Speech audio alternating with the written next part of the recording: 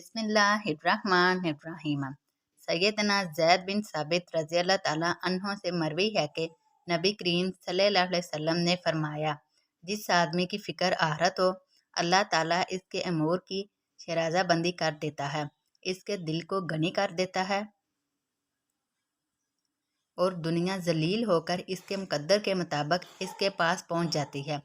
लेकिन जिस आदमी का रंजो गम दुनिया ही दुनिया हो, अल्लाह ताला इस पर इसके मामलात को मुंतशिर कर देता है, इसकी फ़कीरी महताजी को इसकी आंखों के दरमियान रख देता है और इसे दुनिया से भी वही कुछ मिलता है जो इसके मुकद्दर में लिखा जा चुका होता है। सैयदना अब्दुल्ला बिन अब्बास रज़ी अल्लाह ताला अन्हों से रिवायत है कि रसूल अल्लाह सल्लल्लाहु अलैहि वसल्लम ने फरमाया, अपने बाप को गाली देने वाला मलून है, अपनी माँ को बुरा भला कहने वाला मलून है, गैर अल्लाह के लिए ज़िबा करने वाला मलून है, ज़मीन के निशानात को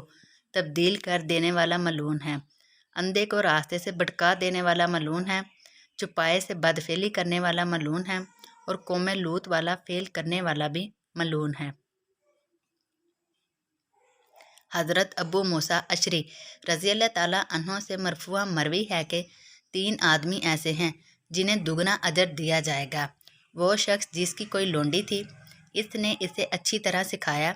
और अच्छी तरबियत दी, फिर इसे आज़ाद करके इससे शादी कर ली।